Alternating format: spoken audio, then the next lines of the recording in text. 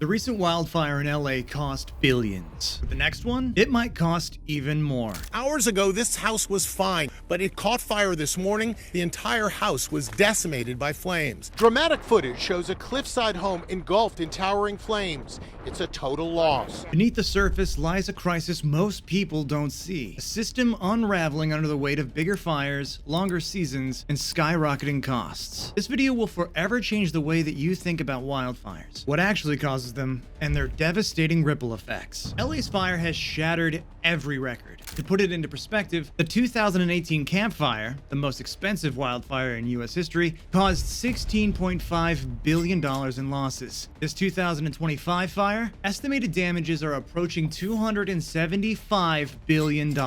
That's over 16 times higher. More than 12,000 homes were destroyed, nearly double the number lost in the Camp Fire. The scale is unprecedented, with entire communities wiped off the map in a matter of hours. I would have thought I'd be seeing more planes flying over with water. I mean, there appears to be just two. I mean, in California, are there not like 20 or 30 of them that they could have got you already? Evacuated. We've just been evacuated from this Good Samaritan's car. You got it, Dad. People left their cars on Palisades Drive. Yeah. Burning up the hillside, palm trees, everything's going. This isn't just another wildfire. It's a disaster that has forever changed the landscape of Los Angeles. These fires are no longer seasonal. They're becoming a year-round crisis, pushing the limits of what California can endure. But it's not just California. Wildfires are growing more destructive globally, from the Mediterranean to Australia. Each new blaze becomes a lesson in what we failed to prepare for. Wildfires don't just destroy, they bankrupt. The cost of rebuilding communities after these disasters has soared to unprecedented heights. Materials like lumber are up by over 150%. Labor shortages delay projects by months, sometimes years. The stricter building codes mean construction takes longer and costs more than ever before. California spends billions every year fighting fires and repairing the damage they leave behind, but it's straining state and federal budgets to a breaking point. The fires are outpacing the funding, and the consequences could be catastrophic. Then there are the hidden costs, the ones you don't see in the government reports. Prolonged exposure to wildfire smoke significantly elevates the risk of respiratory illnesses. The fine particulate matter present in the smoke can penetrate deep into the lungs and the bloodstream, leading to inflammation and exacerbating conditions such as asthma and heart disease. Hospitals experience a surge in patients during wildfire events. The recent wildfires caused a dramatic increase in emergency room visits for respiratory problems. Beyond immediate health impacts, the economic burden is staggering. Chronic conditions caused by wildfire smoke require long-term treatment, leading to a ballooning healthcare cost. A study in California found that wildfire-related health expenses, including lost workdays and productivity, amount to nearly $2 billion every year. And the human cost? Families facing mounting medical debt on top of already losing everything. If this cycle continues unchecked, the next fire won't just be a disaster. It will trigger an economic collapse that ripples across every sector, from healthcare to housing. When disaster strikes, exploitation isn't far behind. Families already struggling to rebuild their lives are facing a second crisis: skyrocketing rent. Landlords in fire-affected areas are raising rent by as much as 124%. For the wealthy, solutions come at a price, and one that deepens financial inequality. Private firefighting teams hired by these affluent homeowners often divert resources and leave underserved communities with less protection. In Malibu, multi-million-dollar mansions were saved while working-class neighborhoods just burned. The inequity doesn't stop there. Relief donations meant to rebuild communities have been funneled through questionable political organizations, sparking public outrage. California Governor Gavin Newsom faced backlash after redirecting wildfire relief funds to cover budget shortfalls, leaving many asking, where is the money really going? With firefighting budgets slashed, Californians are left wondering, how can we trust a system that seems to fail when we need it most? Insurance giants like State Farm and farmers are pulling out of the high-risk areas, leaving residents scrambling for coverage. Enter the California Fair Plan, a state-mandated insurer of last resort. While it offers some relief, the coverage is limited and often comes at a much higher cost, forcing many families into financial strain. The economic ripple effects are devastating. Entire towns that once thrived on tourism now see visitors staying away, and local businesses are forced to close their doors. Asset management firms overseeing billions are struggling to recover losses from destroyed properties, pushing the financial fallout far beyond the fire zones. The pressure is building.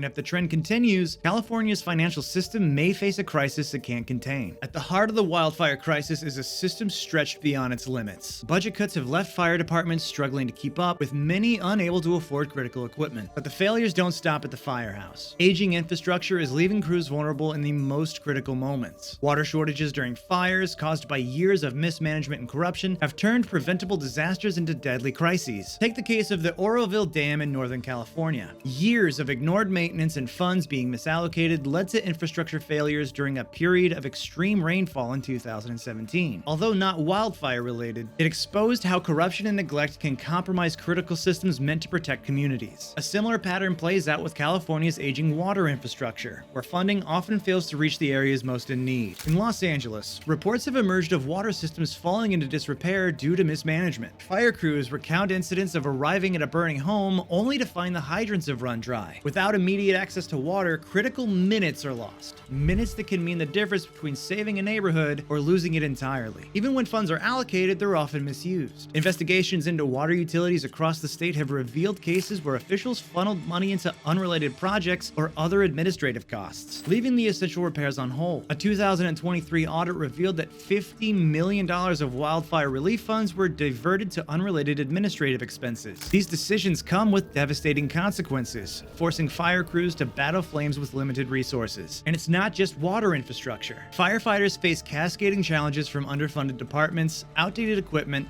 and insufficient training opportunities, all of which are compounded by system corruption. When the system fails, it's not just the property that's lost, there are lives that are at stake. California's wildfire crisis has become a harsh reminder that natural disasters, when coupled with human negligence, can spiral into man-made catastrophes. Reforming these systems isn't just an option, it's a necessity if we're to prevent the next fire from becoming even deadlier. The wildfire crisis is fueled by a lot more than just dry brush and high winds. It's a symptom of a changing planet. Climate change has created the perfect storm for wildfires, with rising temperatures turning vegetation into kindling and prolonged droughts, leaving the land bone dry. Over the last 50 years, California's average temperature has risen by 2.5 degrees Fahrenheit, while annual precipitation has decreased, leading to longer, more severe fire seasons. Extreme weather events, another hallmark of climate change, add fuel to the fire, literally. Record-breaking heat waves and erratic winds spread flames faster than ever, overwhelming even the most prepared fire crews.